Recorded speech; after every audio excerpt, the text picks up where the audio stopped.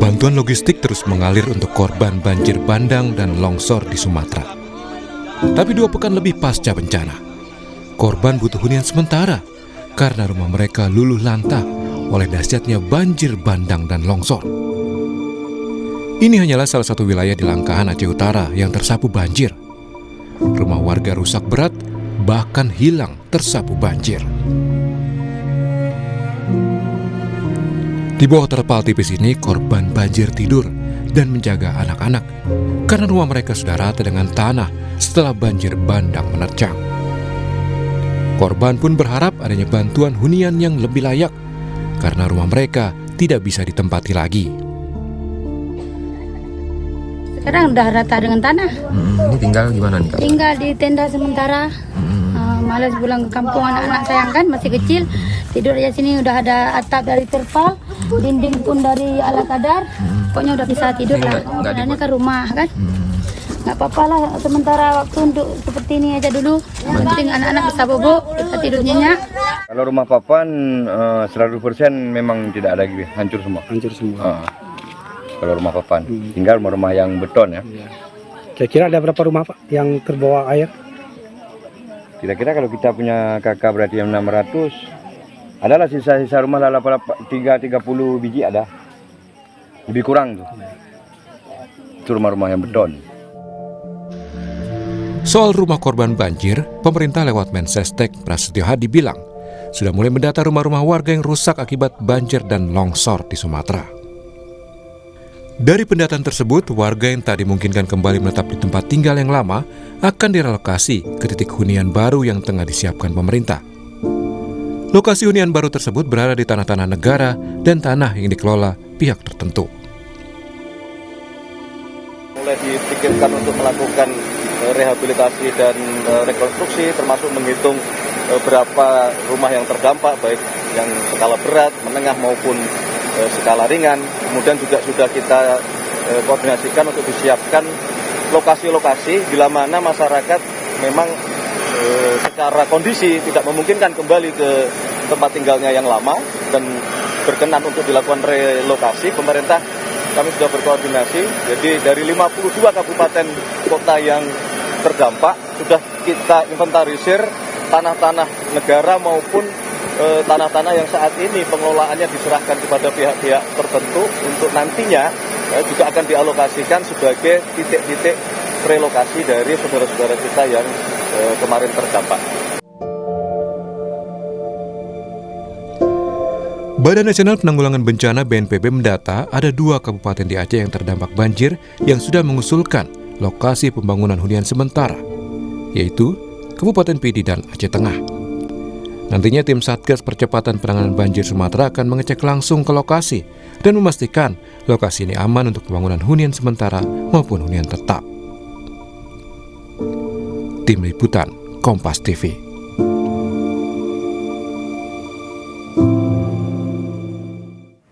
Dan saudara, kita sudah bergabung bersama Wakil Ketua Komisi 5 DPR RI fraksi PKB, Saiful Huda. Selamat pagi Pak Saiful. Pagi Mas.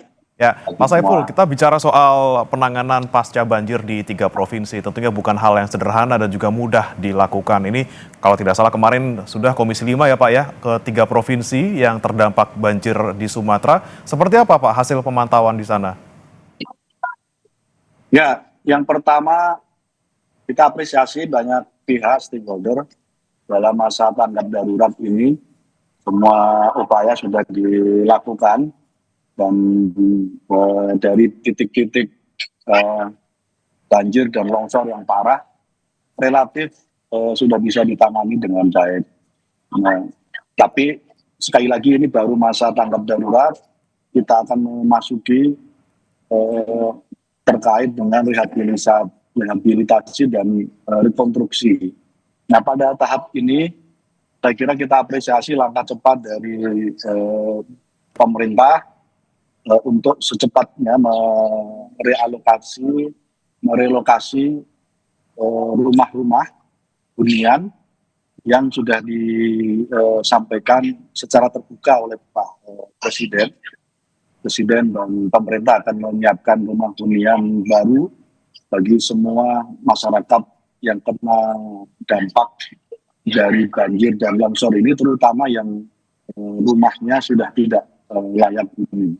Nah, pada konteks masa rekonstruksi ini, yang paling perlu diwaspadai adalah bagaimana proses pendataan itu secara terbuka, itu melibatkan langsung semua stakeholder, baik masyarakat korban, pemerintah daerah, dalam hal ini pemerintah desa, pemerintah kecamatan, pemerintahan kabupaten, kota, dan provinsi, untuk memastikan pendataan ini valid sesuai dengan fakta yang ada di lapangan. Karena ini kunci, karena begitu ini tidak berjalan dengan baik, ada risiko yang selama ini seringkali di berbagai peristiwa gempa dan seterusnya, itu ada silang pendapat yang akhirnya melahirkan persoalan di lapangan. Ini yang pertama. Yang kedua, kita ingin apa yang disampaikan oleh Pak Mensesnek tadi terkait dengan inventarisasi arsip tanah yang dimiliki oleh pemerintah, betul-betul harus diprioritaskan tanah yang memang dekat dengan aktivitas ekonomi yang selama ini menjadi jantung pekerjaan masyarakat kita. Karena ini penting, kalau bisa saya kira dilakukan pemetaan secara khusus, semua stakeholder pemerintah terkait terlibat, tanah-tanah yang strategis dan potensinya tidak akan terjadi lagi terkena dampak dari banjir dan longsor. Ini penting dipetakan betul. Karena kedekatan dari relokasi dan rumah hunian baru ini dengan aktivitas ekonomi menjadi kunci juga.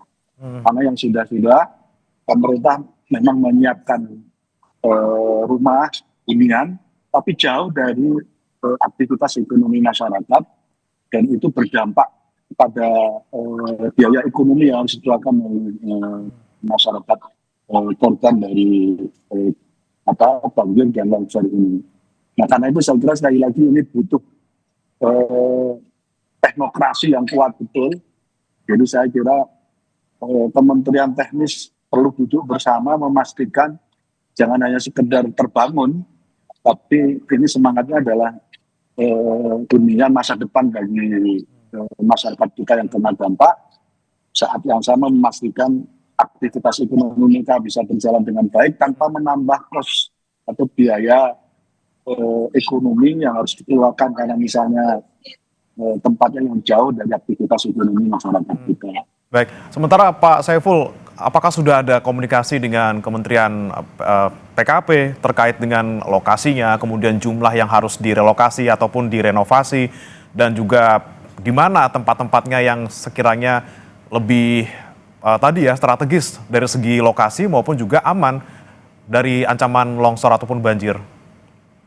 Ya, setahu kami di Komisi 5, Pak Presiden langsung menunjuk Kementerian Teknis termasuk Kementerian Perumahan untuk langsung ngambil langkah-langkah, terutama tadi itu langkah-langkah untuk memastikan koordinasi pendataan di lapangan. Kadang yang terjadi masyarakat yang rumahnya masih bertahan bisa dihuni, kadang juga ingin menjadi bagian dari masyarakat yang lain mendapatkan rumah hunian baru ini. Nah, pada konteks ini perlu disampaikan, disosialisasikan secara baik, semua media dipakai, semua jaringan pemerintah dipakai, melibatkan tokoh-tokoh masyarakat. Nah, ini kan masih pada tahap tanggap darurat, Mas. Jadi ini fase pasca tanggap darurat. Tapi saya setuju ini kita kerja paralel, pemerintah kerja paralel di saat tanggap darurat ini. Apa yang sudah bisa dilakukan dalam rangka untuk memasuki tahap rehabilitasi dan rekonstruksi, saya kira dikerjakan dari sekarang.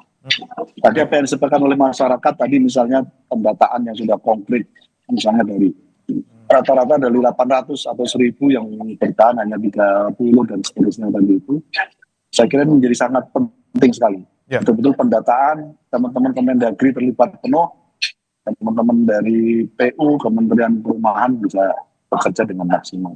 Baik, Pak Syaiful, ini juga yang menjadi kita kita nantikan gitu ya Pak ya. Ini bagaimana kemudian ini bisa berjalan sesegera mungkin, tapi juga jangan sampai terbangun seadanya gitu. Kan ada target juga dari pemerintah. Pak Prabowo juga bilang kalau bisa kurang dari 6 bulan ya kurang dari 6 bulan. Tapi jika melihat situasi sekarang dan juga kita melihat teknis di lapangan, apakah mungkin kita bisa mencapai semua hunian sementara ini terbangun dalam waktu kurang dari 6 bulan? Nah, tentu ini saya kira perlu dijawab, baik optimisme maupun pesimisme ini perlu dijawab secara teknokratis oleh semua kementerian teknis untuk membantu apa yang diinginkan oleh Pak Presiden. Nah, pada masa transisi sebelum mereka mendapatkan rumah hunian ini, jangan sampai mengejar rumah hunian lalu ada risiko pembangunan yang tidak sesuai dengan spek pembangunan, tapi setahu saya Kementerian Perumahan punya semacam rumah modular, rumah yang kira-kira memang tidak perlu lama untuk dibangun. Jadi sudah ada semacam rumah yang mungkin tidak butuh waktu lama, mungkin bisa cukup 2 minggu, 3 minggu. Itu artinya yang perlu sekarang difokuskan adalah pencarian tanah aset milik pemerintah. Tapi dalam konteks ini betul-betul koordinasi dulu. Pemerintah pusat dengan kabupaten kota menjadi sangat penting sekali. Nah, dalam masa transisi ini tidak ada salahnya. Misalnya pemerintah memberikan fasilitasi sementara, rumah yang bisa diakses oleh masyarakat, hunian sementara sebelum mereka mendapatkan hunian baru yang nanti akan dibangun oleh pemerintah. Baik, kemudian ini juga masalahnya juga pasti soal anggaran nih Pak Syaiful. Disebutkan juga bahwa untuk target hunian sementaranya itu 30 juta rupiah per rumah ataupun per hunian gitu ya. Sementara untuk yang renovasi ini sekitar 60 juta gitu ya kalau kita sudah lihat angkanya. Kalau menurut Anda nih Pak Syaiful, dengan jumlah sekian seperti itu, di satu sisi bisa cukup untuk bisa mengcover semua korban, dan di sisi lain bagaimana dengan beban anggaran kita juga? Benarnya relatif tidak ada masalah kalau kita lihat ya dari ketersediaan alokasi anggaran, tentu pemerintah saya kira tinggal mengambil langkah melakukan realokasi anggaran, refocusing anggaran, dan Pak Purbaya sebagai Menteri Keuangan sudah berstatement, sudah menyiapkan hampir 60 triliun untuk melakukan rehabilitasi dan rekonstruksi terkait dengan peristiwa banjir dan longsor yang dari Sumatera ini.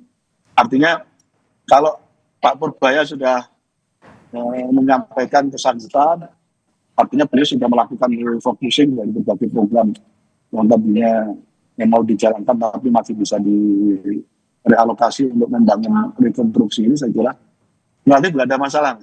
Nah, terkait dengan besaran, tentu di semua daerah punya tingkat kemahalan masing-masing. Jadi tingkat kemahalan untuk membangun di berbagai daerah ini perlu menjadi komitmen bersama. Tentu membangun hunian di Jawa berbeda dengan di luar Jawa karena butuh mobilitas barang yang cukup berat, apalagi ini akses yang belum bisa terbuka secara keseluruhan. Jadi sekali lagi relatif nggak ada masalah. Jadi angka-angka tadi misalnya ada angka 60 juta, 30 juta, itu saya berharap belum memasukkan komponen tingkat kemahalan di daerah. Jadi prinsipnya disesuaikan dengan kebutuhan di lapangan. Di dalamnya adalah menyangkut soal tingkat kemahalan yang ada di daerah, dan ini sangat berbeda. Di Pulau Sumatera, di Jawa, di Sulawesi itu berbeda, di Papua berbeda. Tentunya lebih detailnya lagi nanti untuk masing-masing daerah, kemudian berapa juga di masing-masing titik tentunya tidak sama, nanti juga harus didetailkan oleh pemerintah ya Pak Saiful. Kemudian untuk lokasi, ini kan tadi disebutkan juga oleh Pak Saiful bahwa lokasi yang aman dan juga lokasi yang strategis ini dibutuhkan gitu. Tapi kan kemungkinan nanti yang akan digunakan adalah lahan negara yang kemungkinan juga sudah dikelola oleh pihak-pihak tertentu gitu ya.